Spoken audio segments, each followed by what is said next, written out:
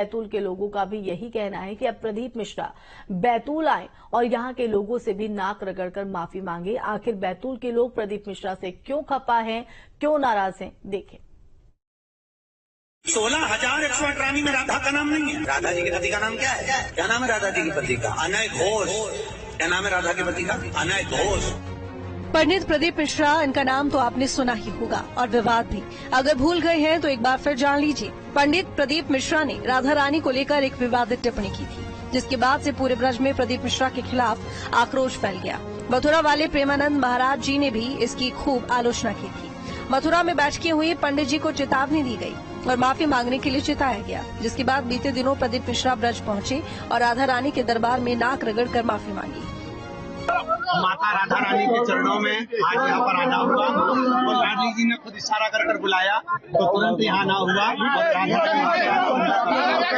और ब्रजवासियों के बीच आना हुआ। मेरी वाणी से, मेरे शब्दों से जो भी चोट लगी हो उसके लिए मैं क्षमा चाहता हूँ। मेरी महारानी जी से, मेरी राधा रानी जी से, किशोरी जी से, लाडलू जी से क्षमा चाहता हूँ। लेकिन अब प्रदीप मिश्रा को लेकर एक नया विवाद खड़ा हो गया।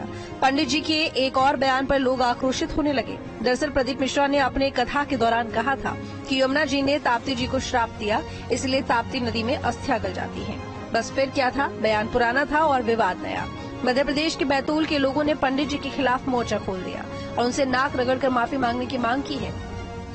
इसके पहले प्रदीप मिश्रा ने बैतूल जिले में पुण्य सलीला मां सूर्यपुत्री ताप्ती जी के बारे में भी कुछ ऐसी अनापत्तिजनक बातचीत कही थी प्रवचन के दौरान, जिसका हम लोगों ने घोर विरोध किया।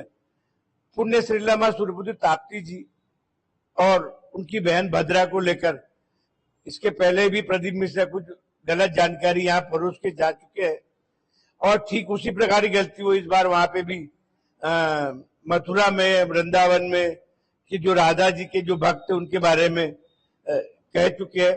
तो मेरी विनम्र प्रार्थना है कि भाई प्रेमानंद जी महाराज तो उनको ज्ञान से समझा रहे, अच्छी बात कह रहे कि भाई उनको कम से कम ऐसे लोगों का बहिष्कार होना चाहिए, ऐसे लोगों से कथा नहीं सुननी चाहिए।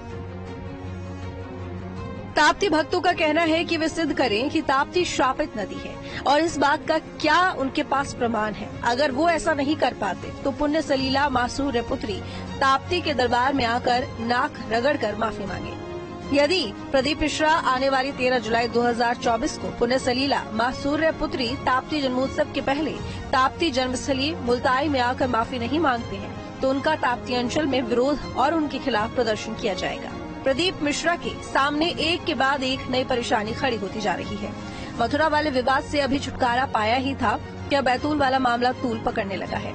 आपको ये भी बता दें कि मथुरा वाले विवाद में सिर्फ प्रदीप मिश्रा ने ही नहीं बल्कि कुमार स्वामी ने भी माफी मांगी थी। दरअसल कुमार स्वामी का भी श्री कृष्ण पर आपत्तिजनक टिप्पणी करने का एक वीडियो वायरल हुआ था, जिसके बाद ब्रजवासियों में उनके खिलाफ भी भयंकर नाराजगी थी। जिसके बाद कुमार स्वामी ने एक वीडियो जारी कर कहा, शंकराचार्य जी ने दिया, जो मुझे उपाध्यक्ष बनाया, इतने बड़े सम्मानित किए और महामंडलेश्वर बनाया, और महामंडलेश्वर के बाद मुझे जो दुनिया का सबसे बड़ा पद होता है वो महाब्रह्म ऋषि का पद होता है, जिसके ऊपर कुछ होते नहीं है, और वो बना दिया और मुझे कोई ज्ञान नहीं किसी चीज का।